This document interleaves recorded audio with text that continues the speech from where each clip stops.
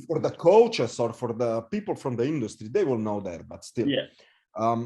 Back in the time when I was with Paris Saint-Germain in Al Ittihad, so one of the biggest Saudis club, with the biggest fan base, basically in Asia, the coach was Slaven Bilic. So Slaven Bilic was the coach in national team of Croatia, won a lot of things with, he was a coach with West Ham, Fenerbahce and so on. So he was over there with, I think, 7 Croatian coaches. And we got to know each other, and I was...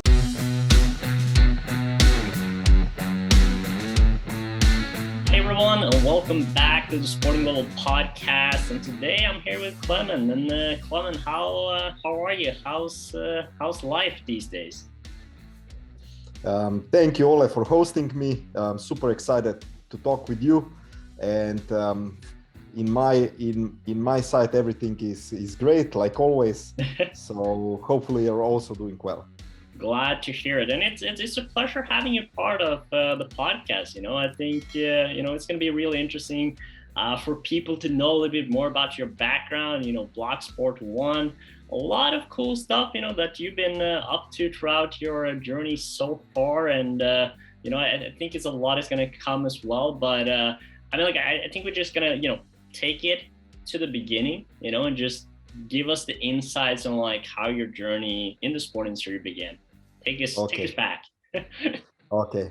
So me, I'm coming from family which was involved in sports, especially football.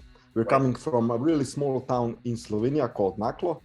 But the thing was that when I was born, Naklo played in first Slovenian division. So it was like a small village, 1,500 people playing in the first division, and people were crazy about football. So here in Slovenia, they were saying oh, Naklo is like the most crazy football village in the world, and yeah, it was like, when the biggest Slovenian club in that time, Olympia, was playing in Naklo, it was like 3,000, 4,000 people attending, it was like big thing for the whole community. And that kind of stuck with me, So from young age, I think I was 4, I started playing football, training football. And this is how, I became involved in the, let's say, sports industry from really young age. So yeah, first as a player, later on, I think I was like 20 as a coach. And then what didn't I do, in the sports industry, from secretary role to VP to president to CEO, now to technical director. So yeah, it's kind of funny. A little bit of everything, yeah. I think when you're talking about this story, I just feel like we have to go watch a game, in your city at some point. But now my city, the village, is playing like this regional leagues, and it's nothing what it used to be. But when as a young boy you have this experience, it sticks with you. What's possible. 100%. You're always chasing those dreams, and for me it was like always chasing the dream. And when you're chasing the dreams, sometimes also dreams come true. Right. No, 100%. And let's hope, fingers crossed, that your local team, steps up again once in the big leagues. Who knows? It's always the David versus Goliath. The charm story. If I can joke a little bit, I would say, okay, Ole, when we make real millions, then we invest back in the local community. Yeah. And it's going to be a bit easier, Yeah, go for it. How is that a joke? I don't think that's a joke at all. It's good to have those dreams, and goals, Yeah, and give back the community, when where you were born, and so on and so forth. Absolutely. Yeah, definitely. I thought a lot about that too, with Sporting Globe, and I'm like, okay, if things, goes really well, it's just one thing is give back, to the community, want things to be better, and especially with sports, right? How much it's, been valuing for you, for me, a lot of people that are in the sport industry, it's just so much passion, and giving that back, it's amazing. But let's speed, a little bit forward to what you're doing now, especially at Blocsport.One. Obviously, you're the COO there, and first of all, like, what is Blocsport.One all about? And second of all, like, what are some of your, key responsibilities and tasks that you have there? Okay, but maybe I have to go a little bit back, still Yeah, go in for these it. pandemic times. So yeah, when all of this COVID situation started, um, suddenly I had a lot of, let's say, free time, Right. and I was always intrigued with blockchain technology, with cryptocurrencies, and so on and so forth. Right. So me and my friend, we had some ideas, what to do, how to do it, especially how to interact with the fandom of these big clubs, and what to give back to the people, and of course you're also thinking, how to make this project successful. So LinkedIn, it helped me a lot, because over there I met Tomas, the CEO of Blocsport.One and the founder of Blocsport.One. Right. And we start talking, what's possible, what we can do together. Is there any possibilities? And, we clicked. And from there, the journey, my journey in Blocsport.One started. Right. And Blocsport.One, as a Blocsport.One, is a Swiss company established in 2019. And it has, let's say, many different areas that we are working on. So business to business, business to customer. On one hand, we have scouting applications, scouting solution, especially for emerging markets. I'm talking about Africa, South America. On the other hand, we also have NFT-deals.io, which is, I think, one of the best names in the industry in regards to NFT marketplace that we are having. But we are also building something, maybe I can disclose some things a little bit,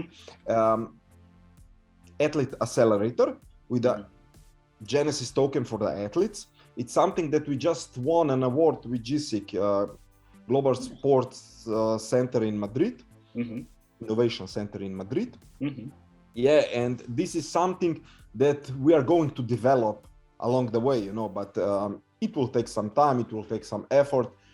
Maybe the community or the blockchain crypto community, it's not something that might click today, right, or might happen today, because with all honesty and with all due respect, crypto community, what it wants a lot of times is just quick buck, speculation, a lot of that. But when you're developing something in pretty new areas with pretty new technology, let's say, it takes a lot of time, and it takes also some education. But we are going to offer athletes, and on the other hand, people, something new, something innovative, and hopefully both sides will be happy. And of course, there is also the possibility for the brands. So we are pretty excited about it. Yeah, no, 100%. I mean, like, it's a very exciting, emerging market, a lot of, cool things that are happening there. And I think you touched on, some really key points of course, providing this new opportunity and this new, kind of asset or sector, in a sense, and as of exploring that as in the sport industry. But on the other side, like, you talk about educating it, and so, like, helping, spreading that awareness and helping people understand what more it is all about. And I guess, like, if you wanted to just dive a little bit, I guess, more into some of the responsibilities that you're having, like, what are some of your key focus areas right now? Me as a CEO. CEO, correct? Yeah. Correct. Okay, so basically, because we are a startup, I cannot fool people around and say, okay, I have only these responsibilities, because everybody is working on everything. We are doing things together, and here the biggest thanks goes to Tomas and Alex. Let's say we are the key part of Blocsport.One. Of course, we have also some other people involved, and but let's say my key responsibility still, I would say, is growth and partnerships, and also, of course, operations. But there is also a lot of creative work behind thinking, implementing new ideas. I'm not the technical guy, so that's why these are, let's say, my main focuses Right. And how it is in this industry is that you need a lot of connections, you need a lot of partnerships. Basically, really a lot of things is based around that. And yeah, this is what we are doing at the moment, and of course developing these new solutions for the market. Yeah, I mean, like makes total sense, and I think I'm glad you said that. Well, let's be honest here, you know, and let's say it how it is, because I think people as well, like it's important to kind of like help people realize, you know, what it's like being part of a startup, and also I think in a sense a little bit about what it's like to be in the sport industry. You know, a lot of the times, even if you're in a bigger organization in sports, is still wearing multiple hats, doing a lot of different kind of tasks and responsibilities, and that's just part of the sector and the average, I would say, sport organization, unless you're obviously for a big team, but most people are not that. So there's only so many big professional teams out there, so hence it's great to kind of like have that. But I wanted to go a little bit back to I guess in a sense a little bit on your coaching, a little bit on like technical director, that kind of time frame, because obviously you worked a little bit for the PSG Academy in Saudi Arabia. For once, we kind of like have to talk, how that happened in the first place. And obviously now working, closely with Inter Academy in the same location. I don't know if it's like the same place in Saudi Arabia, but at the same time, let's talk a little bit about why Saudi Arabia and kind of like how that, all that stuff first. And then we go into more, I guess, the transitioning into more administrative role. But let's talk about like how that came up and how that started. Yeah, before we were talking about dreams. Yeah. And I'm telling you, I was always a dreamer, and people thought maybe this guy is a bit crazy. Coming from a small town from Slovenia, which is, let's be honest, nothing in football world, still. Right. We have to be honest, it is what it is. Yeah. And you have these dreams, and you're dreaming. And me being a football coach, starting with C license and then B, then UEFA, then pro license, you're going step by step. And I was working also, I think, 7 years in Austria. Mm-hmm. So it prepares you, for the next steps. But in reality, it's also like that. I don't know how familiar you are. I believe you are, with this law of attraction or whatever you want to call it. But one day I decided, I want to become different. I want to become better, and I'm going to attract some big things. Mm-hmm. I'm not joking around. After, let's say, maybe 1 month, I don't know, being different, believing in possibilities, just vibrating on a different level. Some random number is calling me from Saudi Arabia. So watching the phone, and it was like Saudi Arabia. What is that? And I remember before, my good friend was a technical director in Saudi Arabia, in Paris Saint-Germain Academy in Egypt. And he told me, Klemen, look, I will not do this job anymore. You can send your CV, and that's it, And I really did do that, And I forgot about it. Yeah. Completely. Yeah. So when the number from Saudi Arabia was calling me, I was like, what is this? I answered the phone. Yeah. And on the other side, it was like, okay, this is Paris Saint-Germain, Saudi Arabia.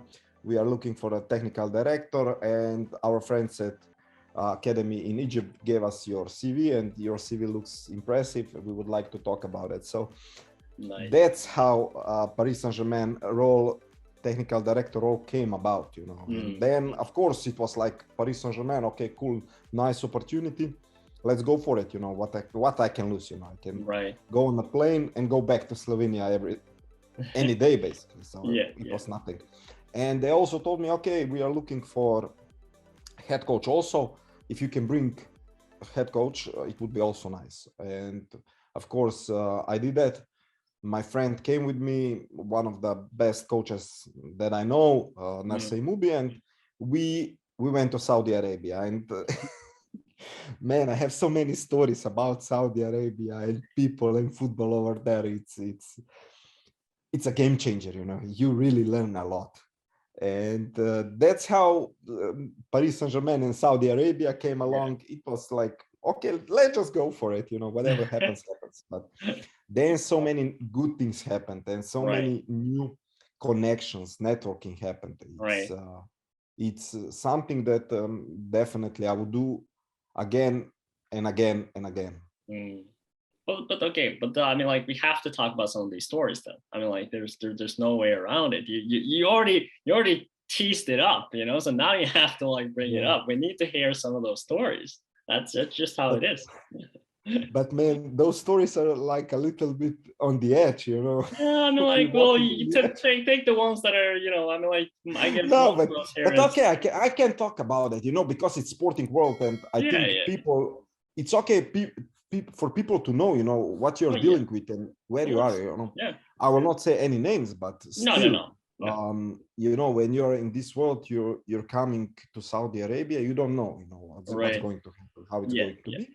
And you're over there, you know. So, but we are coming from Europe, you know, from, let's say, from structure. You're structured, you know how to right, do it, what to do it. Then you're coming to the world which is basically a little bit more chaotic, and they don't follow the same rules that we are, you know. right, And you trying changing them at the beginning, you can see, okay, this is not going to work, it's right, impossible.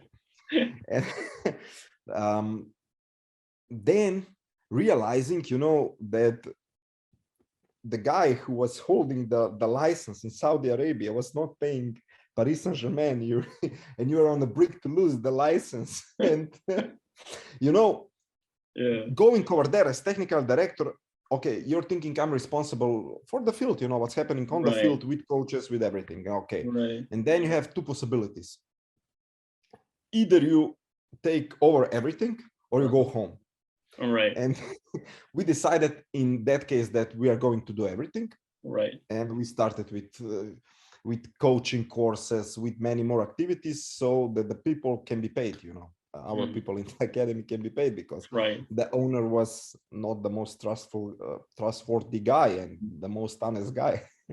And there are so many stories behind that, you know, you couldn't believe it. I was shocked, you know. right, I was shocked about, let's say, the corruption that's yeah, over there. I know that there is also corruption in Slovenia, and oh yeah, also in Europe and so on, but everywhere. I was shocked that in one of the biggest schools, international schools, it was like you need to pay X amount so that the security guys will leave you alone. Right, And when we were doing, let's say, coaching course, everything was set up with the school. All of the mails were there. Everything was arranged, you know. Everything is, let's say, verified. yeah, But one hour before this event, and there were like hundreds of people waiting outside to be on on this course, the financial director of the school comes to me and he says, "Klemen, do you have a contract with me?" And I was like shocked. No, I don't have any contract with you, but everything is set with the school. And it was like 3 times, "You don't understand me, you don't have a contract." And I was like, okay, let's play the game, you know, trying to push the guy a little bit. Okay, I don't have a contract, but what will happen? He said, I will cancel the event. And I said, who will go out and tell those people that the event is canceled? And instantly he said, I will do it. It's not a problem. I was like, okay, this guy is not joking around. So we started 2 hours late, and we had to pay the guy 40% of the whole income, not the profit, not the whole income. And he said to me, look, Klemen, this is a punishment for you, so you will know better for the next time, otherwise it's 25%. Wow. So many stories like that around Saudi Arabia. I'm not saying that Saudis are bad. No way. I love them. Everything is cool, everything is nice, but there are also some stories that gives you really like life lessons, you know, how to behave in different situations. But yeah, I mean, like, that's one of the stories. I mean, like, that's really fascinating, though, in a sense. I mean, like, of course, like, sometimes you just gotta learn the hard way, right? And of course, it's I mean, like, I don't even know what to say, because I'm not used to kind of like that sort of, like, I'm from Norway, you know, like, it's structured. So let me just tell you another story. Sorry to interrupt. Go for it. I mean, like, I'm for the coaches or for the people from the industry, they will know that, but still. Yeah.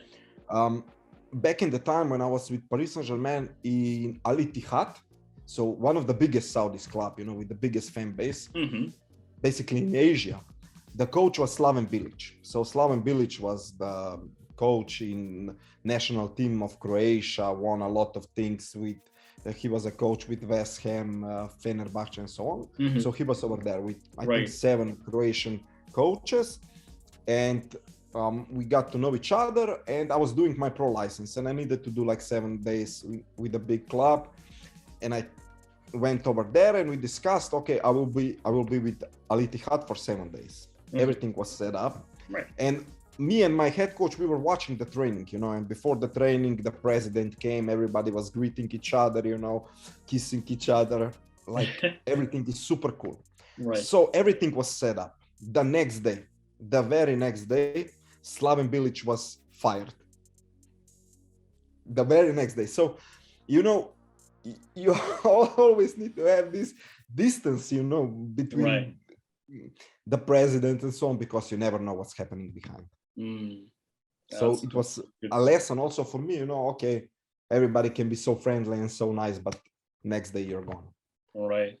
It's of course a little bit easier when you are like a big coach or a non-coach. Okay, you have contract, you will be reimbursed, repaid back, but still, you know, it can be painful also. Yeah, it's I think it's a good eye opener, right? In a sense of just understanding how the mechanisms work. And I think sports and perhaps, you know, being in the coaching space and that kind of, you know, it's a lot of, you know, challenging things coming up along the way. And it just proves all the time, you know, and especially in countries like that, you know, when everything is so dependent by the result.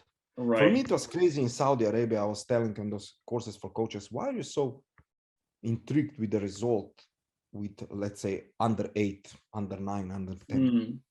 And then I was asking them, who was the champions of under 17 Allievi Nazionali in Italy, let's say, last year? Nobody knew, you know, they were guessing, because it's not important. Nobody cares about it at the end of the day. Okay, how many, as a coach, how many good players did you, let's say, help to produce? What is the story there, you know? Who cares if you won, if you lost? Of course, you are trying to build this winning mentality, but everything to be focused around winning, it's crazy. For me, it's crazy coming from Europe, and I saw many things, but coming from Europe, being in the game, let's say under 12, and the coaches are fighting, and the players are fighting every game. And it's, you know, one more story, you know. I'll go for it. We were playing Paris Saint-Germain against AC Milan academy, you know. And it was, I think, under 9. Under 9. And one of my guys, local coach, was a referee in that game, you know. And it was so crazy for me. My coach, he refereed that there is a penalty kick for us, when we all saw that there was no foul, and even if there was a foul, it was like 10 meters away from the penalty area. And I was like, what is this, you know? Come on, you cannot do something like that. Right. He was like, no, we have to win. We have to win, all costs. It doesn't matter. So, yeah, you know. It's a different world, you know. Different world. It's interesting. I mean, like, I think, like, my question was, like, literally just talking about key learning lessons along the way. I mean, like, you already brought, like, 3 great stories. I'm not going to touch more upon that. You know, we already got the stories on some great learning lessons that you have from this. I wanted to go more into the bubble that you're in now, you know, with the, you know, sports tech, blockchain, you know, startup bubble. What would you say are some of the great opportunities that are coming up from this, like that you're coming across on your entrepreneurial journey now, working for a startup, working in blockchain? Like, what are some things that you spotted that you're like, okay, that's something that people need to keep in mind? I would say what I saw in World Football Summit in Madrid in September, that a lot of attention is going to blockchain, is going to this fandom-oriented projects, companies.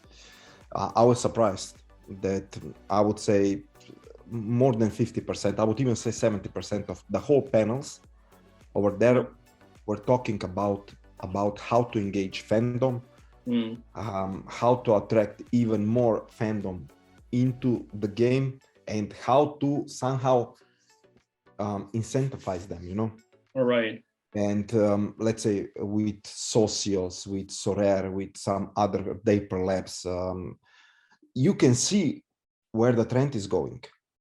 You can also see the trend on the football shirts or with sponsorships and so on. Who is now, like now in the past year, the biggest spender over there, you know, or still not the biggest, but you know, the trend is going over there. It's going to these crypto blockchain projects, and over there, I think I can see the opportunity. The opportunity lies there. Of course, the bear market will somehow change the game a little bit. You know, good projects will stay, bad will die. But yeah, I can see a lot of opportunities there in relations with how to engage fandom. I think the opportunity lies there. In regards to sport industry, also you have these great companies, great projects like IoTex, you know, building these oracles with different kind of solutions. Also for sporting industry, it can be applied.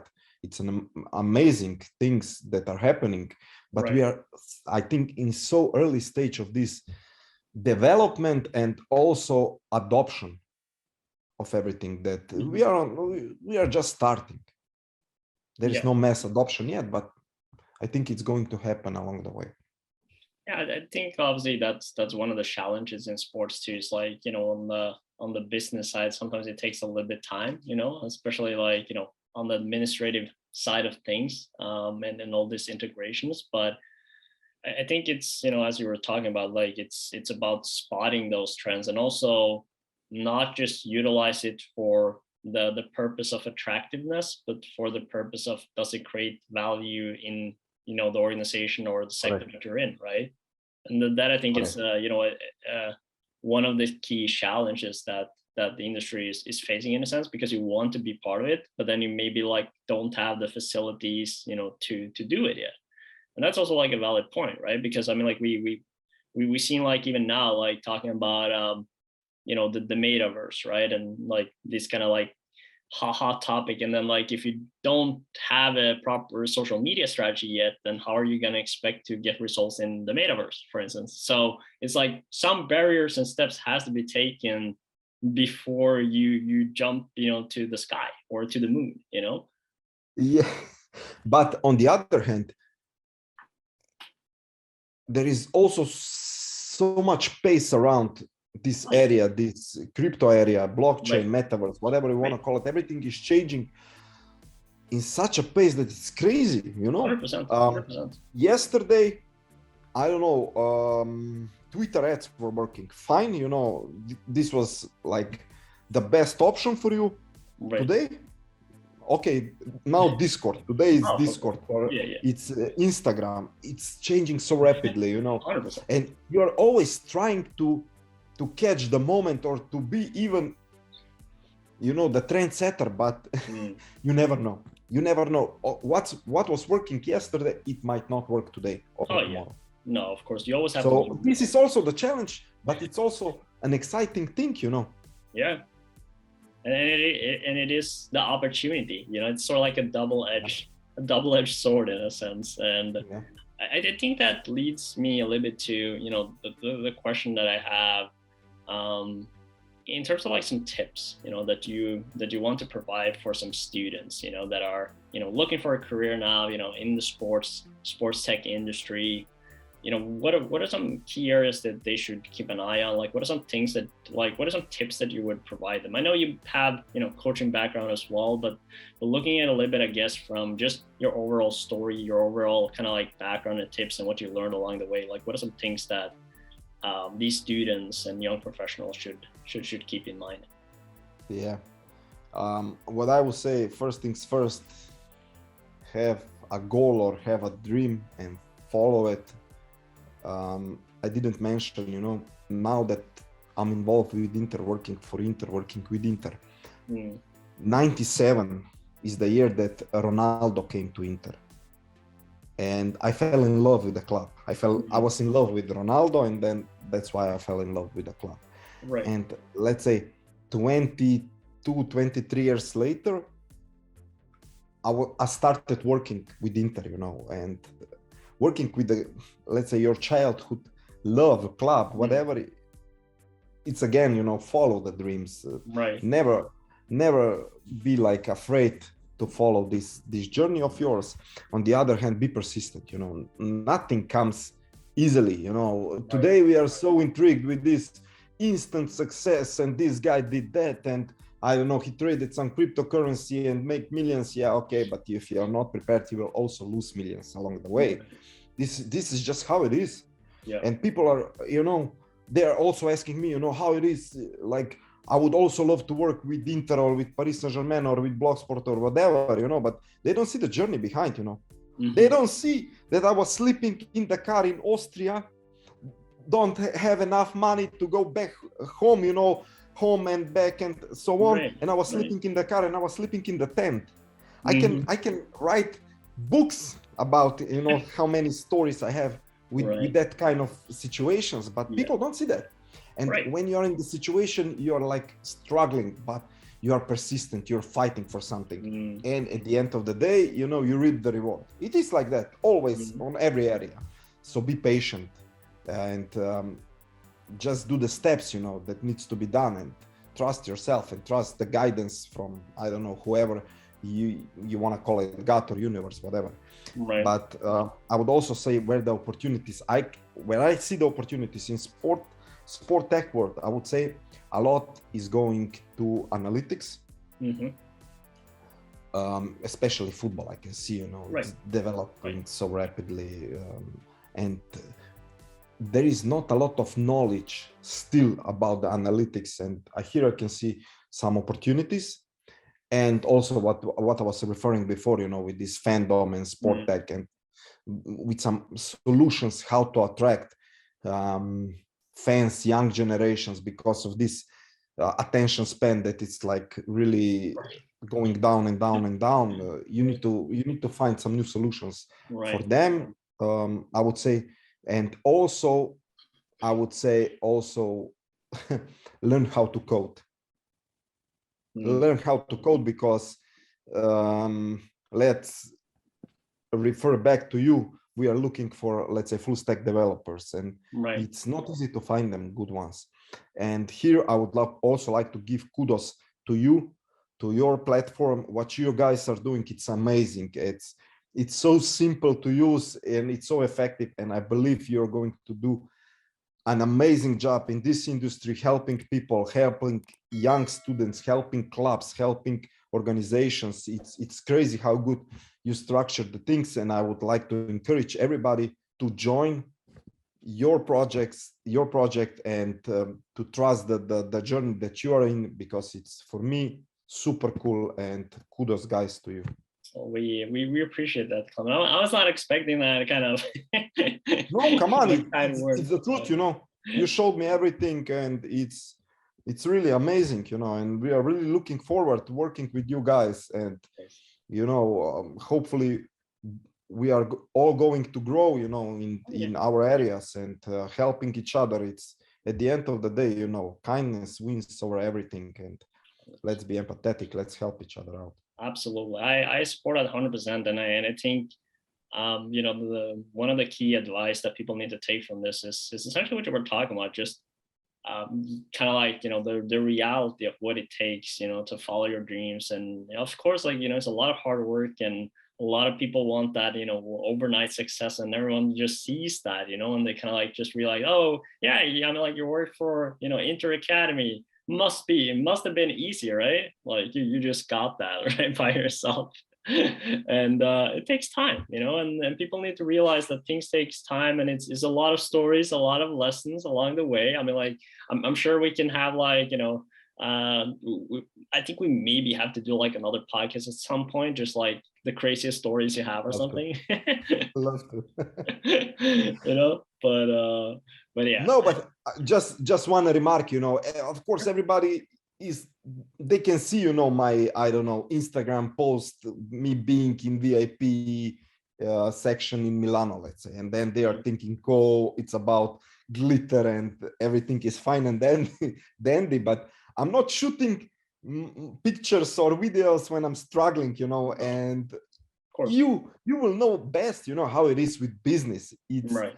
You are resolving the problems, the issues 90 or 80% of the time. It's like Pareto rule all over again. 20% of the time it's like fine and dandy, but 80% of the time it's like you're dealing with that. You're dealing with all of this, right.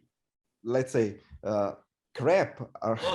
Yeah. It is what it is, Right. If you're this is maybe another take. If you're not willing to do that, if you're not willing to struggle, if you're not willing to do the work, then maybe it's better to do like a regular job. Don't be involved in business, and that's it. And nothing bad against anyone. It's just the cruel reality. It is what it is. But this is why we tell these stories. This is why we interview you, having you on the podcast, along with a lot of other people, right? It's because we want people to get those stories and to understand, like, hey, like this is reality. This is the steps. This is the way, in order to do it. And it's not just the VIP, segments. That's very rare, occasions of it. And I think people see a lot of that, of course, because it's a very attractive industry and there's a lot of, good stuff around it, right? That it looks like. But of course, like, it is challenging. And like, if we can guide, some people, like with your stories, whether that's just, okay, maybe they want to work in Saudi Arabia. Okay, now they got like some insights on that. Maybe they want to do like some sports tech. They got like some tips on that, right? There's always ways where they can take these stories, right, and help guide them a little bit on their journey, and understanding like what it takes, what's the reality. Because I think a lot of people have big goals and dreams, and that's awesome. We love to see it, of course. I think you support that 100%. But then it's about just, what does it take, to get there? What are the actually, steps? What are the things that people don't see, right? And so by realizing, is this, something that I'm willing to put down? Is this the journey that I want to do? And if it is, I mean, like, sport is amazing. It's one of the best industries. Like I could honestly, me personally at least, like, I don't know what I would work with if it wasn't sport. So I'm like, I don't have any options. I don't like anything else. Like, sports is my thing. And it looks like for you too, it's like that passion, right? And that's what drives it. And I really appreciate, you, Klemen, being here, sharing your stories, your crazy, stories as well. And we have a lot to talk about more, but I'm very glad that you came here, and we're, of course, happy to have you part of the platform and the community. And it's been a pleasure having you part of the podcast as well. So I don't know if you have any final remarks. Yeah, I would say that it's an honor and pleasure for me to be here. Thank you for inviting me, and I wish all the best to you and to all of the people who are watching or listening to our podcast, to our talk, and hopefully we will all do great things together. Absolutely, Klemen. Well, I have one final tradition that we have to do before we wrap up, and that's I gotta teach you a little bit Norwegian. Okay.